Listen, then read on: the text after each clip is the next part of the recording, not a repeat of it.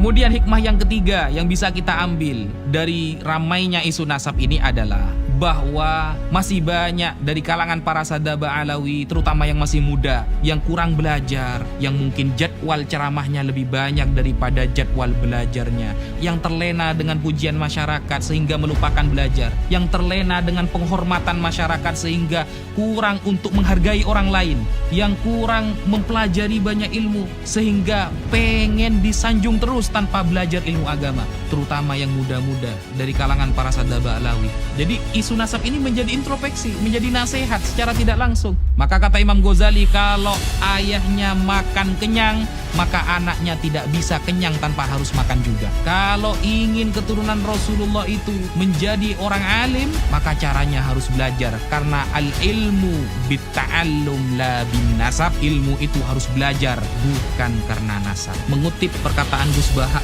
yang pernah beliau lontarkan, habaib wajib kita hormati, tapi lek ngaji kudu belajar dhisik. Habaib wajib kita hormati, tapi kalau mau ceramah, kalau mau ngaji, kalau mau mengajar, ya harus belajar dulu, harus ngaji dulu. Assalamualaikum warahmatullahi wabarakatuh. Waalaikumsalam warahmatullahi taala wabarakatuh. Gus Wafi, selamat datang di Naboy TV dan Robito Alawiyah. Izinkan kami mengajukan beberapa pertanyaan.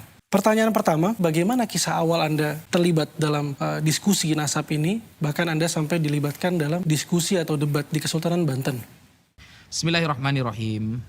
Pada suatu malam ketika saya pribadi sedang enak-enak berdiskusi dengan teman-teman Kristen, sebagian orang Yahudi, karena aktivitas saya pribadi diskusi dengan lintas agama, dengan Kristen, Yahudi, ateis, dan lain sebagainya. Sama sekali tidak tersentuh untuk membahas ilmu nasab. Pada suatu malam ada sebagian teman Al-Fakir yang datang ke rumah kemudian niat bersilaturahim. Setelah kita berbincang-bincang panjang, dia mengeluarkan statement.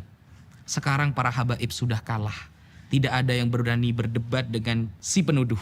Sontak saya kaget. Tentang masalah apa? Ya ini Ustadz. Tentang masalah yang rame-rame nasab. Bahwa si penuduh sudah membuat sebuah karya ilmiah, sebuah kitab yang meragukan ketersambungan nasab para habaib kepada Rasulullah SAW. Yang pertama kali Al-Fakir pikirkan adalah, loh berarti guru-guru saya salah semua. Baik di Sidogiri ataupun yang lain. Berarti salah semua dong. Yang kedua, berarti Nahdlatul Ulama. Yang isinya banyak para kiai-kiai yang sangat mengagumi para sadaba alawi seperti Kiai Haji Maimun Zubair, seperti Kiai Ahmad Nawawi bin Abdul Jalil, pengasuh Pondok Pesantren Sidogiri, seperti Kiai Abdul Alim bin Abdul Jalil, pengasuh Pondok Pesantren Sidogiri, atau Syekhona Khalil Bangkalan, Kiai Haji Hashim Asy'ari, atau kalau kita mau menggunakan para ulama Nusantara, Syekh Yasin bin Isa Al-Fadani, atau Syekh Muhammad Mahfud bin Abdul Mannan At-Termasi, atau kita banyak sekali yang mengakui para sadaba alawi. Syekh Nawawi Al-Bantani. Syekh Nawawi Al-Bantani ini orang yang alim, allamah. Salah satu kitab yang beliau tulis yang dipelajari seluruh pesantren adalah Nihayatuz Zain fi Irsyadil Mubtadi'in. Beliau mengakui sadaba alawi. Satu pikiran, berarti semua ulama salah dong. Ketika ada orang yang membuat sebuah tesis, karya membatalkan nasabah alawi. Karena curiga dan penasaran, saya minta kitab itu kepada sebagian teman Al-Fakir yang datang ke rumah. Adakah kitab PDF-nya atau Anda memiliki kitab? Lalu dia berikan, ini kitabnya. Berikan saya waktu 1 minggu untuk mempelajari kitab ini. Setelah 1 minggu, insya Allah Al-Fakir akan memberikan statement mengenai kitab tersebut. Ternyata setelah waktu 1 minggu berlalu, banyak Al-Fakir temukan kesalahan. Bahkan di halaman pertama ketika menarasikan di awal-awal, ketika si penuduh, si penulis buku itu menarasikan bahwa termasuk amar ma'ruf nahi mungkar adalah mengungkap, menggali nasab yang masih ikhtilat, yang masih campur, yang masih terjadi syubhat, maka di sanalah Al-Fakir yakin bahwa si penulis bukan sesuai dengan data ilmiah, tetapi sesuai dengan nafsu pribadi. Nah, karena tidak ada para ulama yang mengatakan ikhtilatun nasab itu termasuk amar ma'ruf nahi mungkar untuk mengungkapnya. Tidak ada. Kalau kita buka kitab Al-Hawi, karya Al-Hafidh As-Suyuti, Al-Imam Ibnu Hajar Al-Haytami dalam Fatawa Al-Hadithiyah atau Fatawa Al-Kubra, dan para ulama yang lain, ketika ada orang yang mengaku-ngaku sebagai dzurriyyah Rasulullah, kemudian tidak dibuktikan, tidak bisa dibuktikan secara ilmiah, apakah para ulama langsung menghajar, menfitnah, merobohkan statementnya, lalu mengajak debat seluruh dunia. Tidak ada yang seperti itu, tidak ada. Para ulama sudah tawakuf. Kita secara ilmiah, antum bukan keturunan Rasulullah. Andaikan dia terus menarasikannya, maka nanti amir yang akan memberikan semacam tahdzir, semacam takzir kepada si pengaku. Ulama sudah diam, tawakuf. Dan itu kesepakatan para ulama, semua para ulama. Al-Hafidz As-Suyuti kurang alim bagaimana ketika menerangkan tentang orang-orang yang mengaku sebagai keturunan Rasulullah. Imam Ibnu Hajar, tidak bisa dibuktikan, maka masuk pada istilah apa? Masyhurun nasab. Kalau ada orang seumpama masyhur di kalangan umum sebagai nasab Rasulullah, nasabnya sambung kepada Rasulullah, tapi tidak diketahui secara syariat, secara mathabata syar'an, maka berarti nasabnya adalah masyhurun nasab wa majhul fi ilmin nasab. Nasabnya memang masyhur tapi belum diketahui. Tidak ada ulama yang mengatakan nasabnya masyhur tapi ini harus diteliti, harus dihujat, tidak ada. Tidak ada keterangan ulama seperti itu. Jadi istilah amar ma'ruf nahi mungkar dalam fikhtilatin nasab adalah kebohongan yang nyata dari si penulis. Sekian.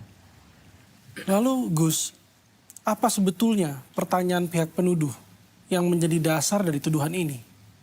Bismillahirrahmanirrahim. Pertanyaan pihak penuduh itu ada 12 pertanyaan yang mengerucut hanya kepada 2 poin.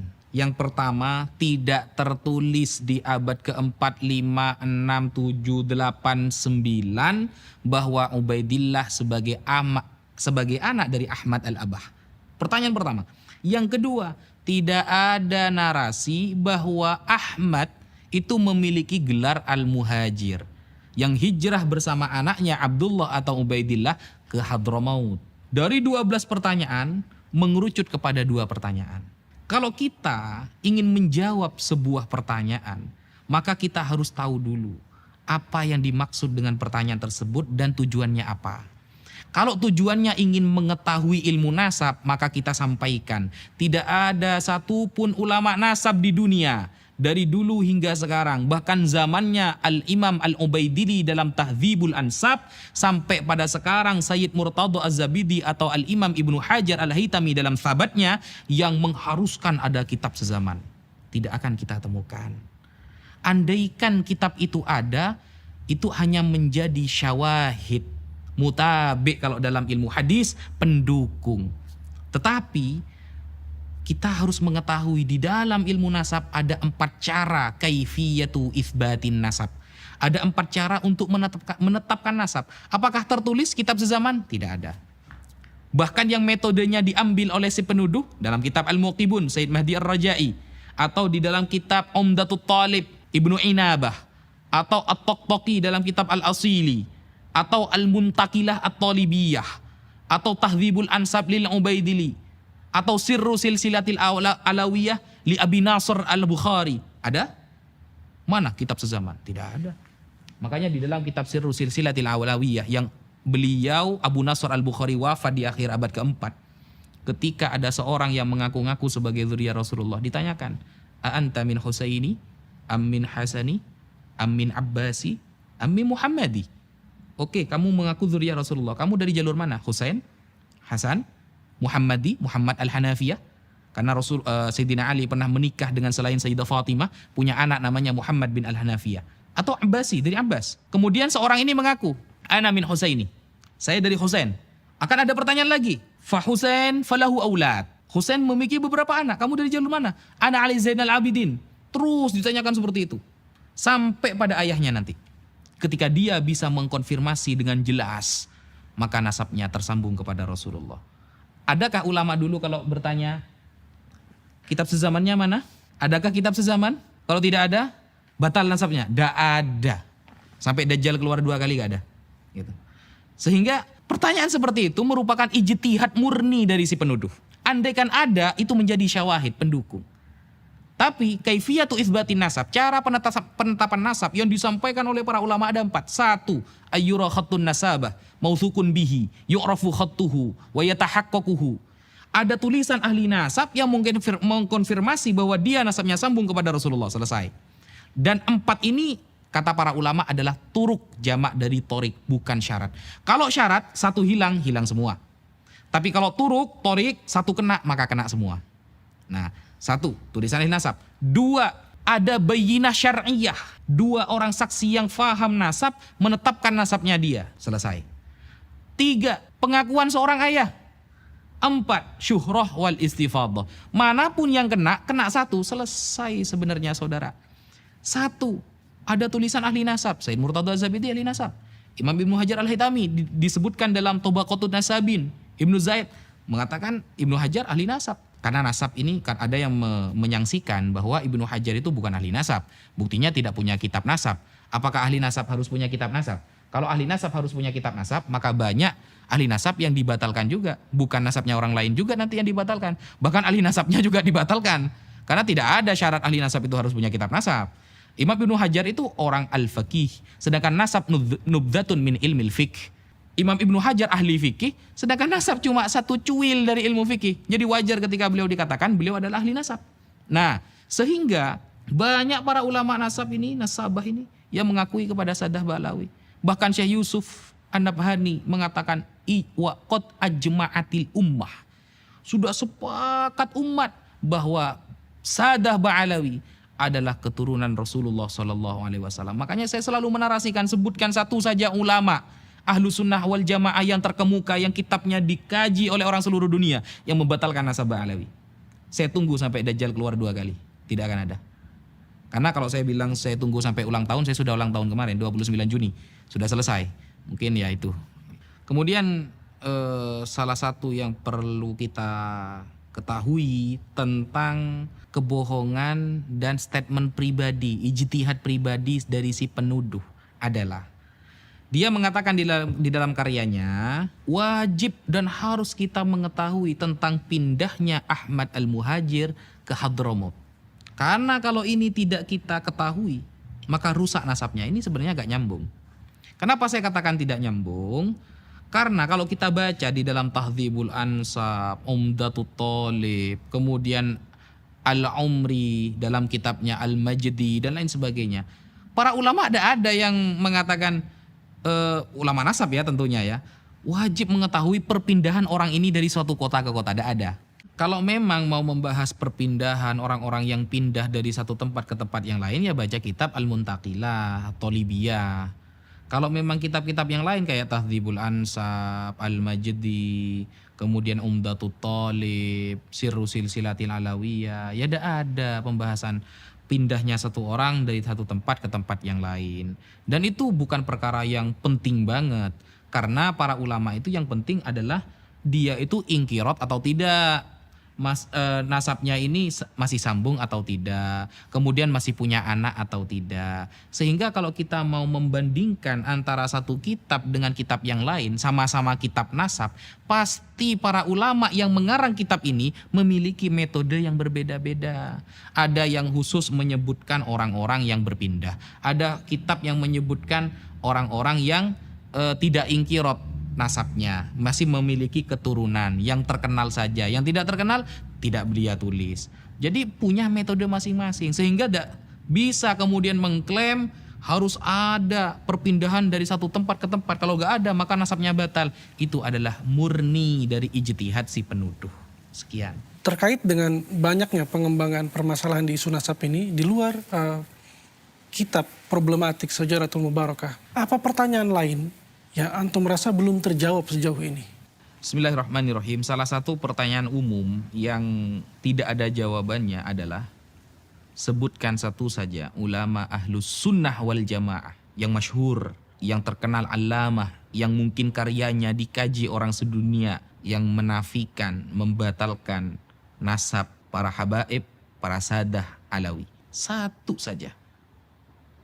Kalau ada satu ulama Ahlus Sunnah yang membatalkan atau menafikan, itu akan menjadi referensi kuat bagi si penuduh. Ternyata sampai detik ini tidak disebutkan satupun ulama Ahlus Sunnah baik dulu maupun sekarang yang membatalkan, menafikan atau mengoreksi atau mengkritik para Sadah Ba'alawi. Tidak ada. Nasab para Sadah Ba'alawi. Yang pertama. Yang kedua, Sebutkan satu saja ulama yang cara mengkritik nasabnya seperti yang dilakukan oleh si penuduh. Dengan tajassus, tangkib, atau qadah sampai taraf mencaci. Karena Rasulullah SAW bersabda ada dua perkara yang dapat menyebabkan kafir. Yang pertama adalah at-ta'an fin nasab. Ketika si penuduh mengatakan dalam karyanya bahwa ikhtilatun nasab, tercampurnya nasab ini membuka atau menggali nasab yang masih syubhat termasuk amar ma'ruf nahi mungkar, maka sejatinya dia bukan sedang melakukan nahi mungkar ataupun amar ma'ruf, tapi dia sedang menuju kekafiran. Kenapa? Al-Imam Al-Munawi dalam Faidul Qadir mengatakan termasuk at-ta'an fin nasab adalah binahwil qadah fi nasabiman qad thabata syar'an. Jadi termasuk ta'an fin nasab adalah orang yang mencaci, mengkritik, tajassus. Bisa dilihat juga di dalam kitab Raudhatul Talibin Al-Imam Al-Nawawi bahwa tajassus, tangkib dan lain sebagainya, menggali-gali, mencari kesalahan dan mengkritik habis-habisan, itu Imam Munawi menyebutkan itu juga termasuk menyebabkan kekafiran si penuduh. Karena tidak ada satupun ulama Ahlus Sunnah yang cara mengkritik dan menggali nasab seperti yang dilakukan si penuduh. Tidak akan pernah ketemu. Gus Wafi, memang terdapat beberapa, bahkan banyak ulama terdahulu yang juga ahli nasab yang mengakui dan mengisbat nasab Ba'alawi. Tapi bukankah mereka juga mungkin salah, Gus? Bukankah mereka mungkin mencatat tanpa referensi? Bismillahirrahmanirrahim. Bagaimana ketika ada pertanyaan, mungkin saja ulama dulu salah, tidak mencatat. Sekarang, jika kita membaca kitab-kitab nasab seperti Al-Ubaidi dalam Tahdzibul Ansab, di muqaddimah saja sudah diakui oleh mentakiknya bahwa kitab ini la yastaqsi asma'al aulad kafatan. Tidak bisa memang kita menyebutkan semua nama anak. Tidak ada kitab nasab satu yang syamil, yang kafah, yang kamil. Semua saling yufassiru wa yukammilu ba'duha ba'da. Saling melengkapi satu dengan yang lain. Sehingga ada istilah yang terupdate, yang terbaik. Al-Quran saja antara nasikh dan mansuh pasti dipilih yang an-nasikh. Atau fikih saja kita tidak akan berpendapat qala Syafi'i, tapi sering kita katakan qala Ibnu Hajar Al-Haytami, qala An-Nawawi fil Majmu', qala Rafi'i dan lain sebagainya. Kenapa? Bukan kita tidak percaya kepada Imam Syafi'i, tapi ulama sekarang justru lebih paham apa yang dikatakan oleh Imam Syafi'i. Contoh, Imam Nawawi pernah mengatakan, dan ini sangat masyhur, bahwa bacaan Quran kepada mayit itu tidak sampai. Thawabu qiraatil Quran la yasilu thawabuhu ilal mayyit. Jadi bacaan Al-Quran itu tidak akan sampai pahalanya kepada mayit. Itu perkataan Imam Syafi'i yang masyhur yang dikutip oleh Imam Nawawi. Lalu kita buka sekarang di dalam kitab Ar-Risalah, kitab-kitab karya Imam Syafi'i. Ada nggak perkataan itu? Tidak ada. Apakah kita berani mengatakan Imam Nawawi bohong? Kan tidak seperti itu konsep dalam Islam. Ketika Syekh Murtada Az-Zabidi mengatakan qala al-Ubaidili, Ubaidili mengatakan di dalam kitabnya bahwa Ahmad dengan anaknya hijrah ke Hadramaut, kemudian dia punya anak yang bernama Abdullah atau bitasghir Ubaidillah. Lalu kita buka di dalam kitabnya Ubaidili, gak ada nih. Berani kita mengatakan Sayyid Murtada Az-Zabidi bohong? Kalau seperti itu berarti Imam Nawawi juga bohong. Apakah kita mau memberikan contoh yang lain? Banyak seperti itu. Di dalam fikih sering terjadi. Qala Ibnu Hajar Al-Haytami fi fatawihi. Ibnu Hajar Al-Haytami mengatakan di dalam fatwanya bahwa derajat para dzurriyyah Rasulullah itu dzatiyah, bahwa derajat para ulama itu aridi, ilmu, sesuatu yang baru datang. Kalau dzurriyyah Rasulullah itu murni di dalam tubuhnya. Lalu kita buka di dalam fatwanya Imam Ibnu Hajar nih, mana kok udah ada gitu. Berani kita mengatakan ulama yang mengutip itu bohong? Nah, ilmu itu kan memang butuh sanad, tapi sesuai dengan konfirmasi ulama. Bukan hanya mengatakan al-isnadu minad din laulal isnad laqala masya, tapi tidak sesuai dengan praktik dari para ulama. Tidak ada ulama satupun yang ketika melihat ada orang yang mengaku-ngaku sebagai dzurriyyah Rasulullah lacak, nasabnya tidak ketemu, lalu dia menghujat habis-habisan, mentajassus, mentangkip dada. Seperti itu. Itu contoh saja. Lalu apa pendapat Anda, Gus, ketika banyak orang atau sebagian orang meyakini bahwa sekelas ulama Said Murtada Az-Zabidi berbohong dalam kitabnya? Bismillahirrahmanirrahim. Bukan Said Murtada Az-Zabidi yang berbohong, tapi mereka yang kurang meneliti, kurang menghargai pendapat para ulama ketika tidak sesuai dengan pemikiran mereka. Said Murtada Az-Zabidi ini seorang ulama besar, kitabnya dikaji oleh orang seluruh dunia. Bahkan beliau mensyarahi Ihya Ulumuddin yang bernama kitab Ithafus Sadah Al-Muttaqin, dan perkataan beliau yang sering dikutip oleh orang ahlu sunnah apa? Idza utliqa ahlu sunnati wal jamaah fal murad bihi al-asy'ariyah wal maturidiyah. Itu perkataan beliau yang sangat masyhur yang dijadikan istidlal oleh para ulama terutama di negara Indonesia.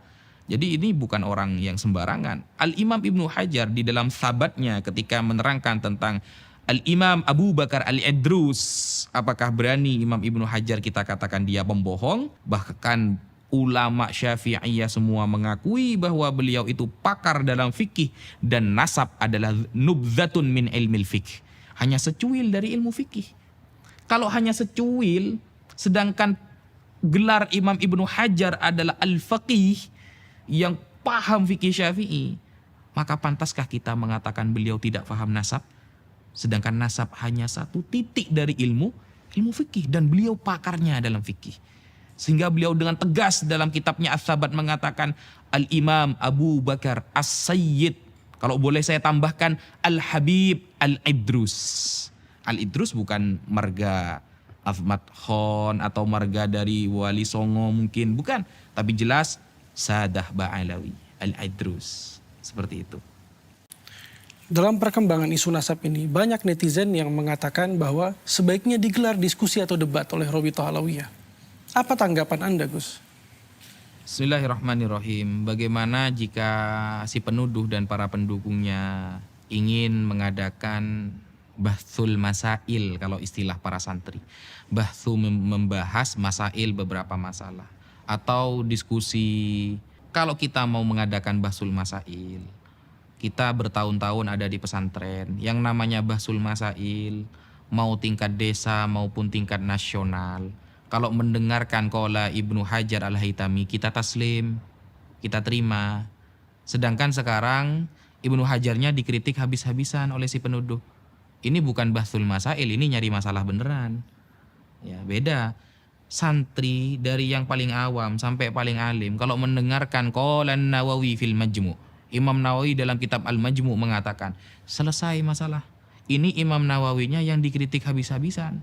Ini bukan membahas masalah, tapi nyari masalah itu namanya. Sehingga tidak relevan untuk mengajak bahsul masail dengan mereka. Apalagi sudah ada statement dari dia, wa in aftal muftun. Sekalipun para ahli fatwa sedunia mengatakan bahwa Sadah Ba'alawi keturunan Rasulullah, maka saya tetap membatalkan. Maka kita sudah bisa memberikan nilai orang yang seperti ini. Kata Sayyid Muhammad, saya ingat Sayyid Muhammad di dalam kitab Al-Manhalul Latif menghadapi orang yang mengatakan cukup Al-Quran saja, tidak butuh hadis. Ngapain hadis? Hadis ini dikoreksi orang, perkataan manusia. Quran ini yang pasti dijamin. Nah, apa kata Sayyid Muhammad? Innahu aqallu wa ahqaru min ayyuradda aw yujadal. Dia terlalu remeh dan terlalu hina untuk kita tolak pendapatnya dan untuk kita ajak debat. Jadi dia terlalu remeh dan terlalu hina untuk ditolak pendapatnya, ya, di debat maksudnya, au yujadal atau di debat, kata Sayyid Muhammad dalam kitab Al-Manhalul Latif. Sehingga kalau kita mau yurad, mau membantah pendapatnya, sudah percuma. Jadi fokus kita seharusnya sekarang menjelaskan kebenaran kepada umat.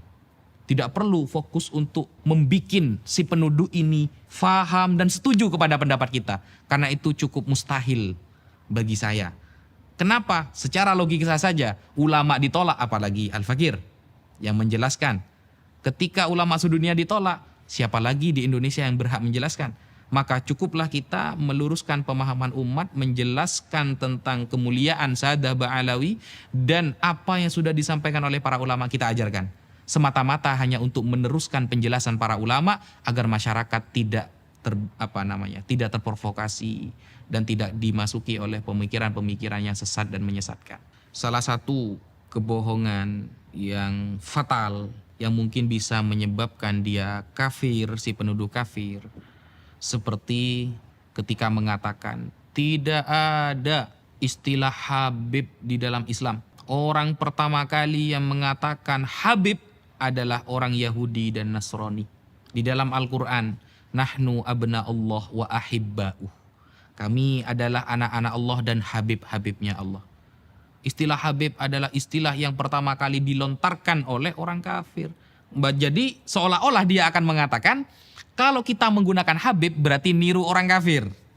Man tasyabbaha biqaumin fahuwa minhum. Arahnya kan ke sana nantinya itu. Nah, kalau seperti itu berarti sahabat Abdullah bin Abbas juga kafir. Kenapa? Al-Imam Al-Hafidh As-Sakhawi di dalam kitabnya Istijlabur Tiqail Ghuraf, beliau menyampaikan bahwa sahabat Abdullah bin Abbas lah orang pertama kali yang menyebutkan kata Habib kepada cucu Nabi Muhammad SAW. Suatu saat ketika Abdullah bin Abbas bertemu dengan salah satu cucu Rasulullah, Ali Zainal Abidin bin Husain bin Ali, apa kata sahabat Abdullah bin Abbas? Marhaban bil Habib ibnil Habib. Marhaban bil Habib ibnil Habib. Al-Habib putra dari Al-Habib. Isnaduhu sahih, sanadnya sahih. Sehingga ini kebohongan yang nyata yang dibungkus dengan narasi ilmiah, padahal orang yang mengungkapkannya bisa jatuh kepada kekufuran. Itu salah satu kebohongannya. Atau kebohongan yang lain ketika mengatakan bahwa para habaib datang dibawa oleh Belanda, atau ketika menarasikan ketika berperang Anda ada di mana? Oh, ternyata Anda itu berkolaborasi dengan orang Belanda. Pantes. Berarti Anda ini datang oleh Belanda, mendukung dan memberikan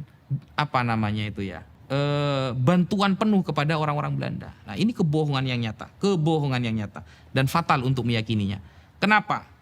Pada tahun 1825 sampai 1830 Masehi, ketika perang besar melawan Belanda di tanah Jawa yang dipimpin oleh Pangeran Diponegoro, saat itu siapa habaib yang ada di barisan terdepan mewakili beliau, menjadi panglima beliau, yaitu Al-Habib As-Sayyid Hasan Munadi bin Alwi Ba'abud.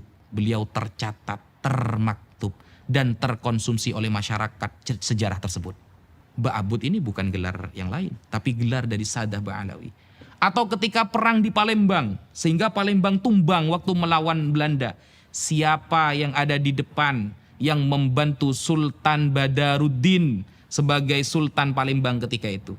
Al-Habib Muhammad Umar As-Segaf. Dan yang akhirnya beliau, Umar bin Muhammad As-Segaf ini akhirnya menjadi mantu beliau. Dan ketika kerajaan Palembang tumbang saat itu, beliau dan Sultan Badaruddin dibuang oleh Belanda ke Ternate sampai wafat di sana. Apakah itu namanya mendukung Belanda? Sehingga sejarah-sejarah seperti itu perlu untuk kita ungkapkan, sehingga kita bisa lebih melihat, melek akidah, melek sejarah, dan melek Ahlus Sunnah wal Jamaah. Kemudian ada narasi dari si penuduh ketika sudah mulai ada di pojok dan tidak bisa menjawab semua statement yang kita ajukan, lari kepada tes DNA. Tes DNA ini kalau kita bahasa Arabkan namanya Al-Basmah Al-Wirathiyah. Itu tes DNA yang dapat diambil manfaatnya dalam beberapa hal saja. Contoh seperti masalah lakit, anak yang hilang hasil nemu ya. Mungkin nanti gennya dilihat dari mana. Tapi kalau untuk itsbatun nasab, sebutkan satu saja ulama Ahlus Sunnah wal Jamaah yang ada di dunia ini yang mengatakan tes DNA bisa untuk itsbatun nasab. Kalau kita dikatakan, oh kamu tidak mau sama teknologi. Teknologi, kita lihat dulu teknologi ini. Kalau ini masuk kepada kajian fikih, maka tidak boleh menggunakan teknologi apapun sesuai perspektif pribadi. Tapi harus konfirmasi dari para ulama fikih. harus validasi dari para ulama fikih. Jangankan tes DNA yang kita pegang setiap hari, HP. HP ini dibahas oleh para ulama fikih. Ketika arahnya kepada kebaikan menjadi pahala, maka ketika arahnya kepada mudarat maka menjadi dosa. Jadi apapun yang konsepnya menyentuh kepada ilmu fikih, apapun yang perkara itu menyentuh kepada ilmu fikih, kita punya rujukan, namanya ulama fikih. Ulama fikih yang sekarang, yang kontemporer seperti Syekh Wahbah Az-Zuhaili dan lain sebagainya, itu kita bisa jadikan rujukan. Ternyata juga pernah dibahas pada tahun 2010 di Mekah. Kongres Fikih Islam yang datang gak sedikit, ulama banyak. Dan saat itu dunia sudah penuh dengan teknologi, sudah banyak era globalisasi. Ketika itu sudah ada handphone, sudah ada laptop dan lain sebagainya. Nah, apakah mereka setuju? Oh, ternyata tidak. Ketika nasabnya sudah ditetapkan oleh nasabah secara syar'i, maka haram menggunakan tes DNA. Al-basmah ul-athira itu haram. Bahkan masuk kepada tuduhan yang dapat mencederai pilar-pilar Islam. Salah satu tujuan Islam adalah hifdzul irdi, menjaga nama baik seseorang. Kalau ada orang menggunakan tes DNA padahal sudah ditetapkan secara ilmu fikih bahwa nasabnya sambung kepada Nabi, berarti dia sudah melanggar hifdzul irdi, menjaga nama baik seseorang. Berarti kan dia sedang mencela. Nah, kalau sedang mencela, Imam Nawawi mengatakan dalam Faidul Qadir, binahwil qadah fi nasabiman thabata syar'an, berarti termasuk ta'an fin nasab. Ketika sudah ditetapkan oleh fikih, nasabnya sambung kepada Nabi, ternyata tetap dicari kesalahannya digali, termasuk ta'an fin nasab, mencela nasab orang. Kalau sudah termasuk mencela nasab orang, maka yusabbibu kufron, dapat menyebabkan dia menjadi kafir. Ini keterangan para ulama. Saya tidak murni berpendapat sesuai pribadi, tapi yang Al-Fakir sampaikan semua dari para ulama. Sekian, terima kasih. Baik Gus Wafi, tapi bukankah banyak pendapat yang mengatakan di internet bahwa sudah banyak yang diakui sebagai keturunan Nabi Muhammad SAW berdasarkan hasil tes DNA? Oke, bismillahirrahmanirrahim. Banyak di internet yang nasabnya diakui dengan menggunakan wasilah basmah wirofiyah, tes DNA. Tes DNA itu satu yang disebutkan biasanya yang sering digaungkan J1. J1 berarti daerah Mekah, Arab, suku Arab seumpama. Nah, ini suku Arab yang mana? Abu Jahal, Abu Lahab juga Arab. Jangan-jangan itu Abu Lahab, Abu Jahal. Kalau Mesir mana? Fir'aun nanti. Kan susah juga kita. Tidak mungkin tes DNA itu langsung menyebutkan keluar Nabi Muhammad SAW. Tidak ada. Hanya halogram. Itu pun bisa diedit-edit. Yang dari J1 menjadi Z7 juga bisa. Sehingga ilmu fikih itu lebih mementingkan sebuah konsep atau dalil yang nanti dalil ini menuju kepada dhon. Selagi dalil ini tidak menuju kepada dhon, masih waham, prasangka kecil yang tidak kuat, atau syak 50-50, maka fikih tidak akan pernah mengambil sebuah ilmu tersebut. Meskipun teknologinya canggih, tapi tidak bisa yartaki ila dhon, ya, menguatkan kita kepada dhon ini adalah keyakinan 80-90%. Jadi syarat alat elektronik atau teknologi itu masuk dan disahkan oleh para ulama fikih bisa menyampaikan kepada dhon. 80-90% keyakinan bahwa itu benar. Sedangkan tes DNA, jangankan 80%, 50-50 saja masih diperselisihkan. Termasuk juga kebohongan yang diutarakan oleh si penuduh adalah bahwa yang pertama kali menggelari Abdullah sebagai anak dari Ahmad adalah Ubaidillah yang sekarang diklaim sebagai kakek-kakek dari Sadah Ba'alawi. Itu terlontar oleh ucapan Al-Habib Ali As-Sakran. Jadi si penuduh mengatakan Habib Ali As-Sakran yang pertama kali menafsiri Abdullah adalah Ubaidillah. Nah, ini sudah merupakan kebohongan yang sangat nyata. Mengapa? Karena sebelum Habib Ali As-Sakran menyampaikan demikian, itu juga sudah ada yang mengatakan bahwa Abdullah ini merupakan Ubaidillah dan itulah kakek-kakek para Sadah Ba'alawi yang sekarang. Contohnya seperti di dalam kitab Jauharus Syafaf. Nah, hari demi hari dengan barokah doa para ulama dan para habaib, banyak kita temukan manuskrip dan kitab-kitab yang bisa dibuat untuk validasi kevalitan nasab para habaib tersambung kepada Rasulullah SAW. Salah satu kebohongan juga adalah ketika si penuduh dan para pendukungnya menyampaikan terputusnya nasab Saddah Ba'alawi dan menggunakan referensi dari Dr. Al-Khalidar. Dr. Al-Khalidar ini adalah sebuah doktor yang kerjanya arsitek, ya, bukan nasabah.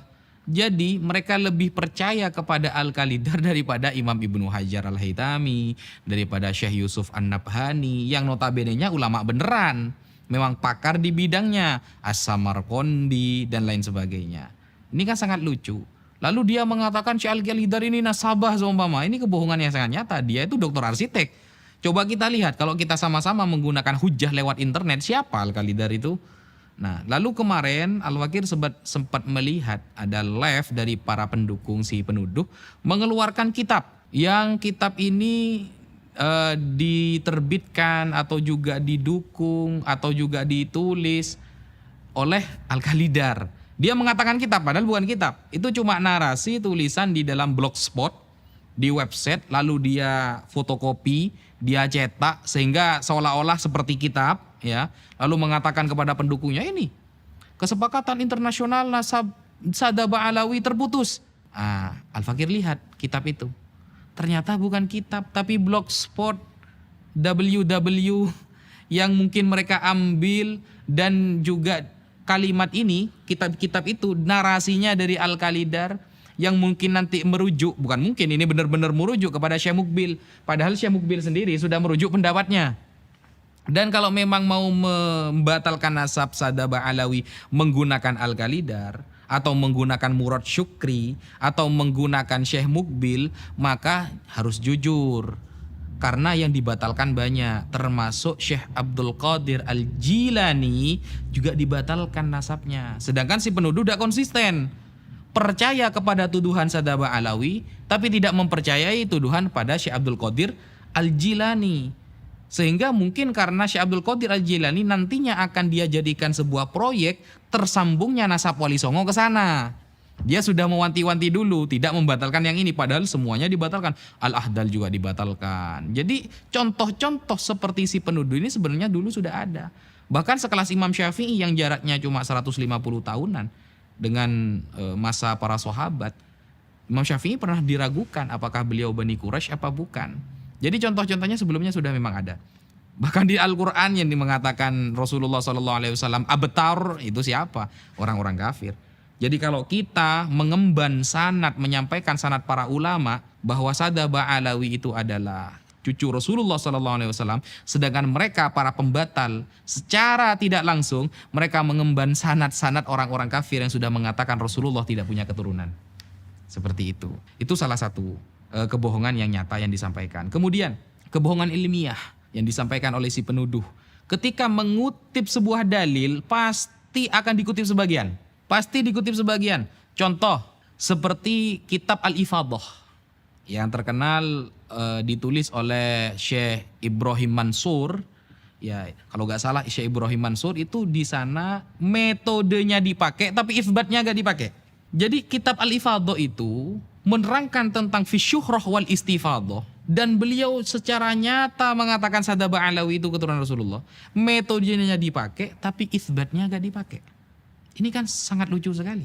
Sama dengan Rasulullah SAW menyampaikan sebuah hadis, innamal a'malu binniyati wa innamal likulli imri'in ma nawa faman kanat hijratuhu ilallahi wa rasulih.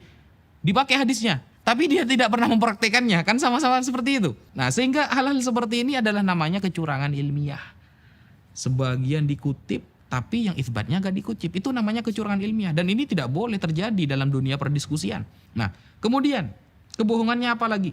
Menggunakan kitab Al-Mu'qibun yang ditulis oleh Sayyid Mahdi Ar-Rojai, atau kitab Syajarah Mubarakah yang ditakik oleh Sayyid Mahdi Ar-Rojai, yang notabene-nya beliau mengisbat Ba'alawi, mengakui Saddah Ba'alawi sebagai cucu Rasulullah, tapi metode dipakai, isbat gak dipakai. Giliran dijelaskan langsung, padahal Syed Mahdi Ar-Rojai itu yang lebih paham kitab Syajarul Mubarakah. Jauh sebelum si penuduh itu tahu kitab tersebut. Bahkan yang mentahqiq jauh sebelum si penuduh itu mempelajari kitab tersebut. Dan sudah mengecek jauh sebelum si penuduh belum mengecek kitab tersebut. Kitabnya dipakai, metodenya dipakai, tapi isbatnya mereka hilangkan. Isbatnya tidak mereka akui. Nah, ini kan sebenarnya kita sudah mengetahui bahwa narasi-narasi ilmiah itu tidak ada. Ayo kita ilmiah, itu sudah kebohongan publik yang sangat nyata. Narasi ilmiah hanya sebuah wadah agar masyarakat percaya, tetapi faktanya narasi kebencian, narasi tajassus, menggali kesalahan secara pribadi atau secara umum untuk Sadaba Alawi itu terus disuarakan. Dan bahkan saya tidak pernah mendengarkan si penuduh sampai detik ini menasehati para pendukungnya yang mencaci maki para Sadaba Alawi. Seharusnya kalau memang dia merasa ilmiah, kalau memang benar-benar ingin mengkaji, maka dia juga mengeluarkan statement, jangan mencaci maki, jangan melakukan hal-hal yang di luar syariat untuk mengklaim para Sadaba Alawi. Tapi apa kenyataannya? Malah didukung.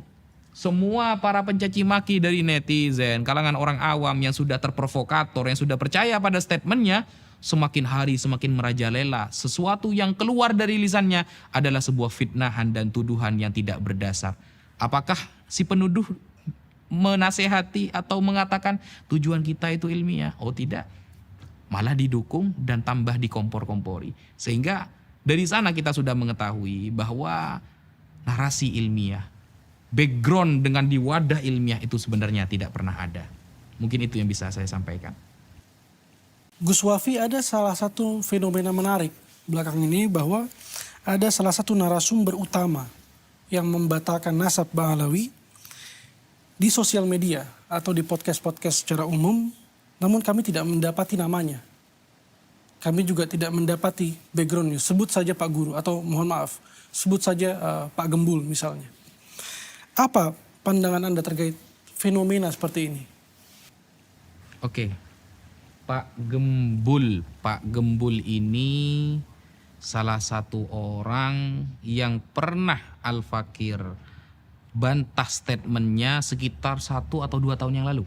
Beberapa kali Al-Fakir melihat statement yang keluar yang dijadikan istidlal, sebuah dalil oleh dia, selalu kacau dan rancu. Sehingga Al-Fakir punya 3 poin mengenai Pak Gembul ini. 1, dia tidak pernah belajar agama secara sistematis. 2, dia tidak pernah ada di pesantren ya, yang mungkin pesantren itu sudah terkenal dengan Ahlus Sunnah wal Jamaah, karena kita bisa menilai itu dari statementnya. Yang ketiga, dia sering menambah-nambah hadis dan keterangan para ulama dengan pemikiran sendiri. Contoh, suatu saat sekitar 1 tahun yang lalu atau lebih, dia mengatakan bahwa pada suatu saat Rasulullah dan para sahabat mengizinkan orang-orang Nasrani untuk melakukan ibadah di Masjidil Haram atau di Masjidil Nabawi. Mengizinkannya itu selama 3 jam kata dia. Bayangkan, ini perkataan Rasulullah lalu ditambah-tambahi, ini kan sudah fatal sebenarnya. Kita saja tidak berani menambah-nambahi apa yang disampaikan Rasulullah.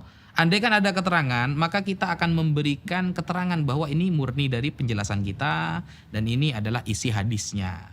Padahal dia ingin menerangkan kepada umat bahwa tidak usahlah kita terlalu fanatik buta kepada Islam. Kita toleransinya itu ya dahulukan. Buktinya Rasulullah saja mengizinkan orang-orang Nasrani sholat di Masjid Nabawi kok.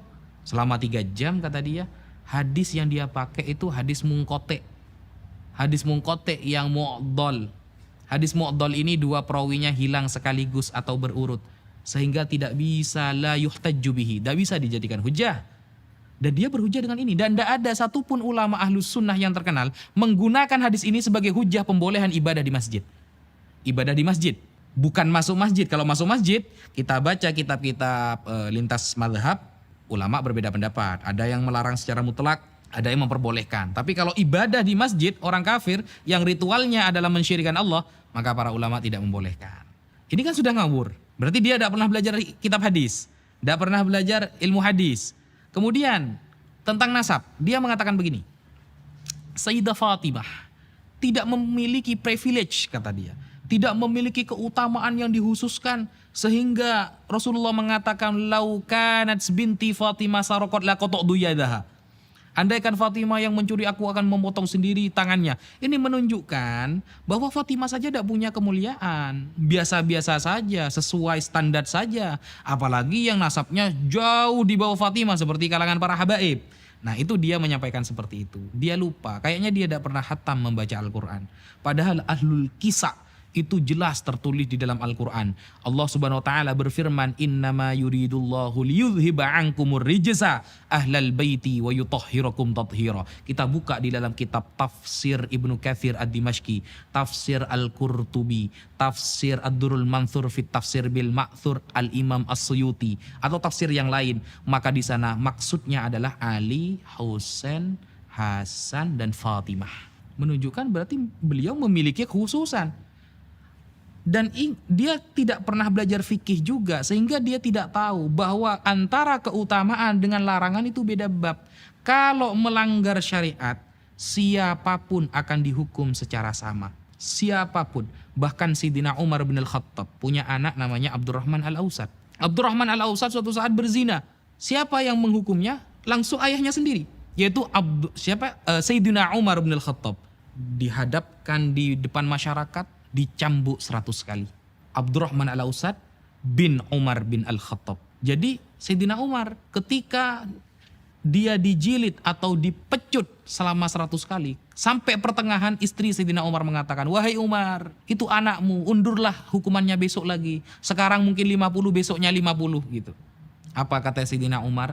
"Saya tidak akan mengundur hukumannya sebagaimana dia tidak mengundur maksiatnya."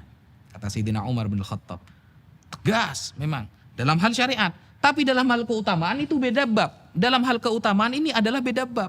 Keutamaan seseorang itu sudah disampaikan oleh Rasulullah. Jangankan Sayyidah Fatimah, orang yang ikut perang Badar saja Rasulullah menjamin masuk surga.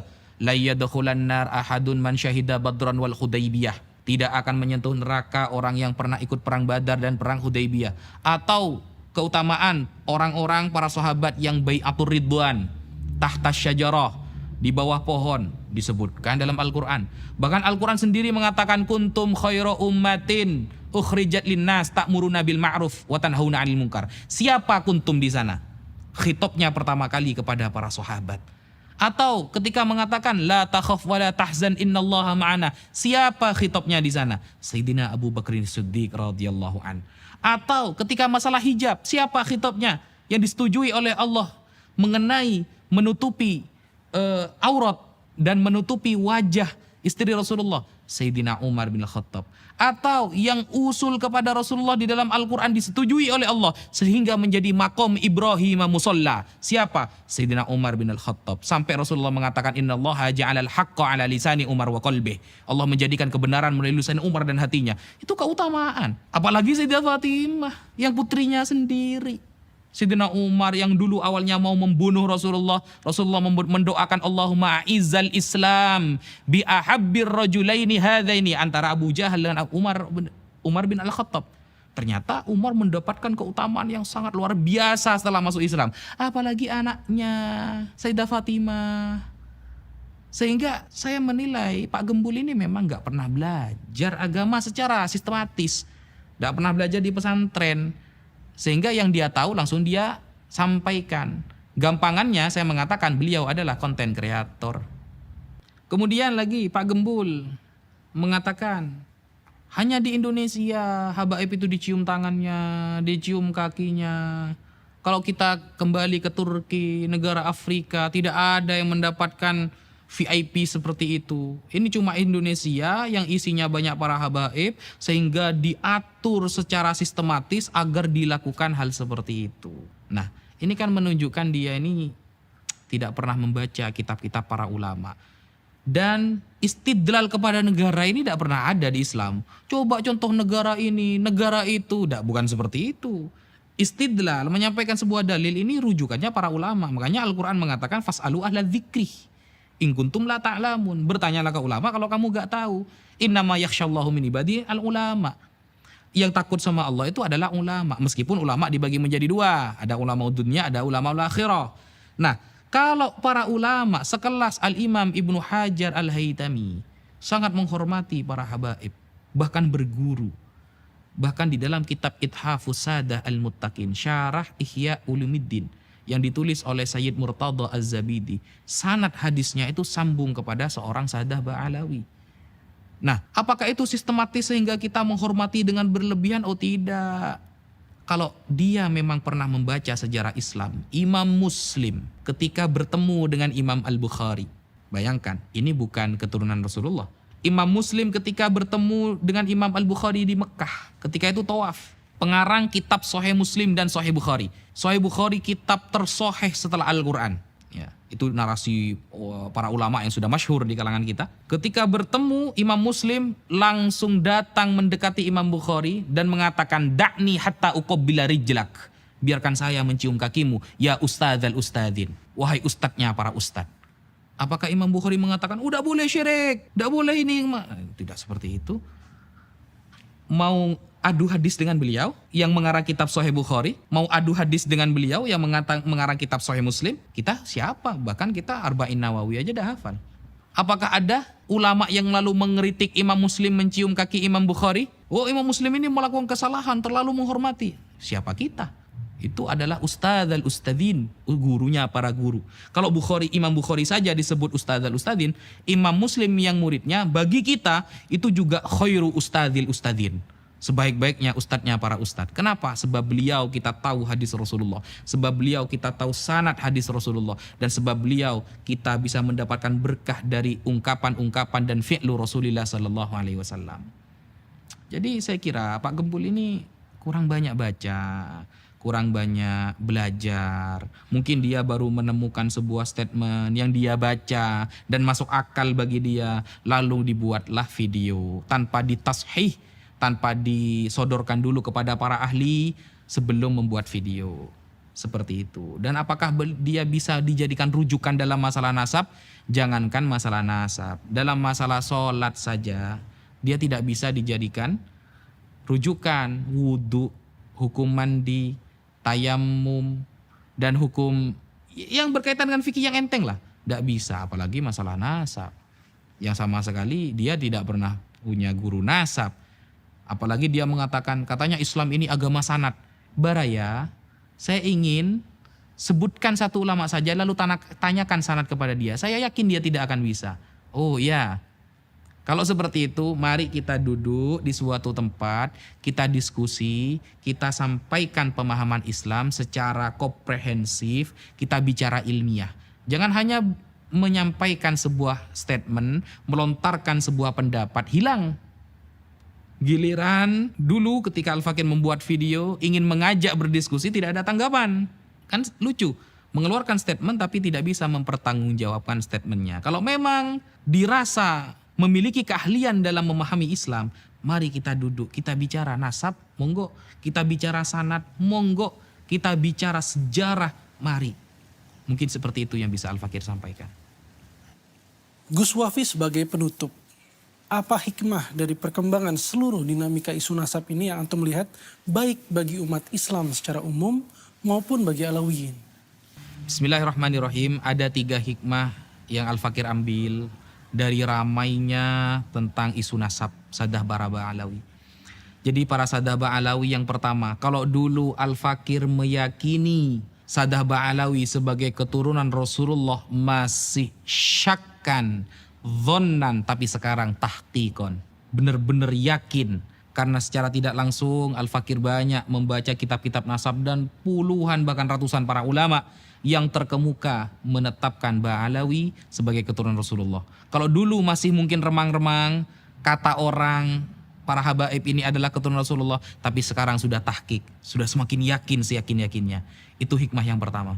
Hikmah yang kedua adalah kita bisa tahu bahwa sabda Rasulullah ribuan tahun yang lalu, berapa abad yang lalu, Rasulullah mengatakan, inni la akhsha alaikum an tusyriku ba'di.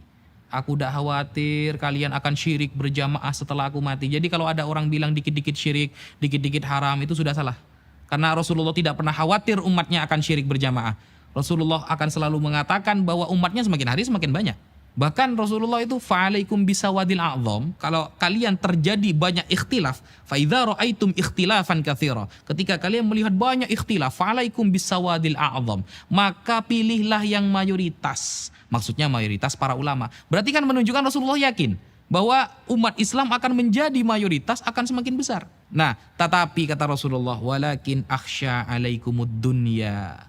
Tapi yang aku khawatirkan atas kalian, wahai para umatku, adalah dunia. Antanafasu fiha fataktatilu. Kalian berlomba-lomba mencarinya sampai saling mencaci, membunuh, dan lain sebagainya. Kebenaran yang disabdakan oleh Rasulullah sekarang sudah terjadi. Hanya gara-gara dunia, kita rela bertengkar sesama ikhwah bainal muslimin.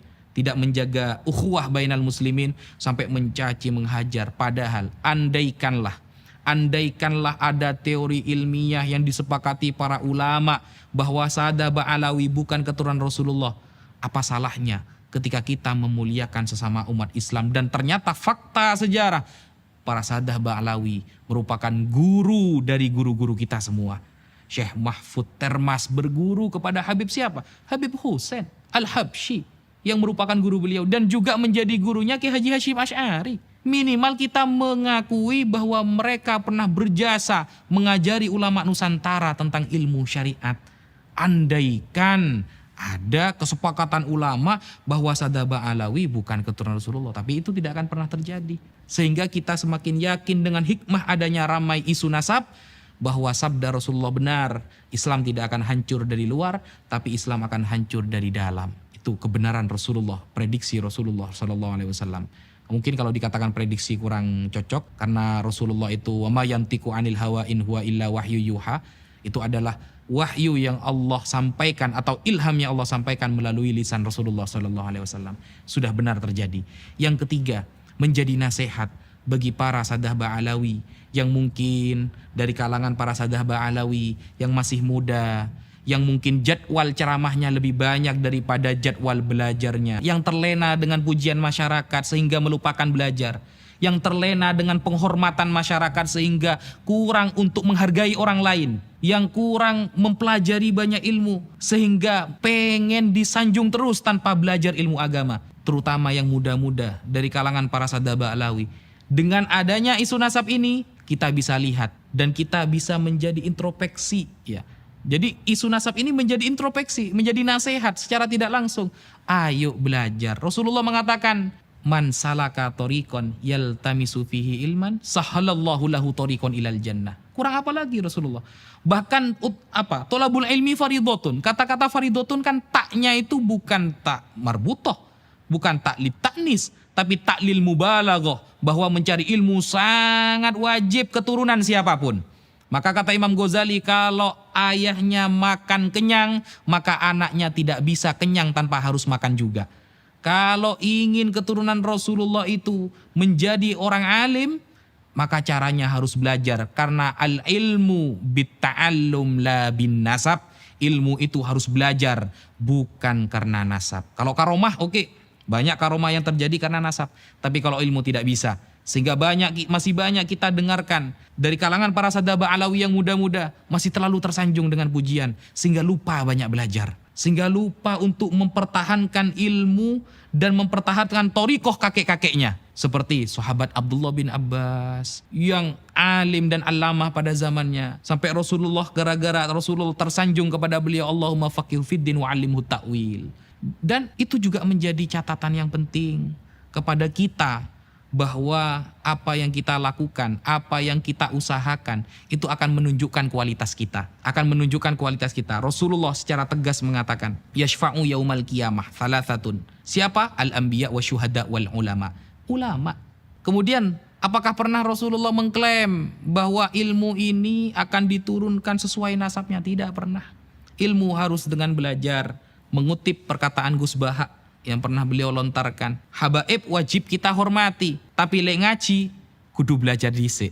Habaib wajib kita hormati, tapi kalau mau ceramah, kalau mau ngaji, kalau mau belajar, mengajar, ya harus belajar dulu, harus ngaji dulu. Makanya Kiai Haji Maimun Zubair, tetap kita wajib menghormati para Sadah Ba'alawi, baik yang muda maupun yang sudah sepuh, apalagi yang sudah selevel ulama. Tetapi untuk mengikuti pendapatnya, tunggu dulu. Kalau di luar syariat Islam, maka kita tidak boleh mengikutinya. Ada para sadah Ba'alawi contohnya terpapar faham Syiah seumpama. Kita tidak boleh mengikuti, tapi di sisi lain kita wajib menghormati. Sampaikan kebenaran. Al-Fakir ketika menemukan para habaib yang akhlaknya kurang baik di masyarakat, maka menjadi kewajiban Al-Fakir untuk menegur dia sampai dia sadar bahwa dia sedang melakukan kesalahan. Ya Habib, antum adalah panutan kami. Kalau antum seperti itu, maka kami bagaimana Habib? Maka wajib bagi kita, karena kita memang cinta, ketika melihat istri kita bermaksiat, apakah kita membiarkan? Kita melihat istri kita bermaksiat, anak kita bermaksiat, lalu kita mengatakan, sudahlah itu anak saya, bagaimanapun itu anak saya. Itu tidak bisa, itu bukan cinta. Rasulullah bersabda, hubbuka li syai'i yu'mi wa yusim. Cintamu kepada sesuatu dapat membutakan dan membuat kamu tuli. Kalau kamu memang cinta, maka seharusnya kamu menegur, karena kamu pasti ingin orang yang dicintai dalam keadaan suci dan dalam keadaan tetap dihormati. Kalau kepada habaib yang muda, yang mungkin masih baru belajar, baru mondok di pondok pesantren, kita wajib menghormati. Tetapi kita tidak boleh mengikuti apa yang beliau sampaikan ketika keluar dari syariat. Dan bahkan kita wajib untuk menasehatinya ketika dia ada dalam jalan yang salah. Apalagi kepada para sadah Ba'alawi, kepada semua keturunan Rasulullah yang sudah selevel ustadz, sudah selevel para ulama, atau bahkan selevel ahli nasab, kemudian selevel ulama internasional yang juga menjadi gurunya para guru, maka jauh kita harus menghormatinya 2 kali lipat daripada para ulama yang bukan dari keturunan Rasulullah SAW. Dan tidak ada perbedaan dalam hal ini di kalangan para ulama. Ketika sudah dzatiyah, di dalam dirinya sudah mengandung darah Rasulullah, keturunan Rasulullah, dan ada ilmu di dalam dirinya yang merupakan aridi, sesuatu yang baru datang, ilmu ada, kemudian darah sudah ada, maka itu menjadi kesempurnaan yang sangat nyata. Kalau kata para ulama seperti Al-Imam Ibnu Hajar, faqat tahakkuk, maka sungguh tahqiq, dan inilah yang benar-benar harus kita jadikan panutan. Terakhir, yang disampaikan oleh Al-Fakir ingin memberitahukan pesan yang pernah disampaikan oleh sahabat Abdullah bin Mas'ud.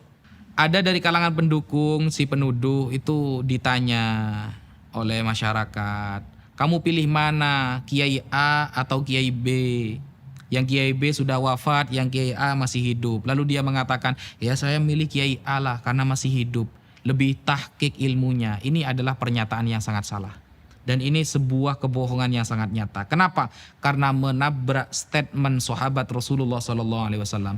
Sahabat Abdullah bin Mas'ud pernah mengatakan, manistanna falyastanna biman qad mata. Kalau memang mau ikuti ulama, ikuti yang sudah wafat. Kenapa? Para ulama yang sudah wafat sudah aman dari fitnah, kata beliau. Sedangkan para ulama yang masih hidup belum aman dari fitnah. Sehingga remeh kalimatnya, tapi berat tanggung jawabnya. Sehingga para ulama seperti sahabat Abdullah bin Mas'ud dengan tegas mengatakan, ikutilah para ulama yang sudah wafat, bukan yang masih hidup, karena yang masih hidup belum aman dari fitnah. Sekian. Baik, terima kasih atas segala jawaban yang sudah disampaikan oleh Gus Wafi. Assalamualaikum warahmatullahi wabarakatuh. Waalaikumsalam warahmatullahi taala wabarakatuh.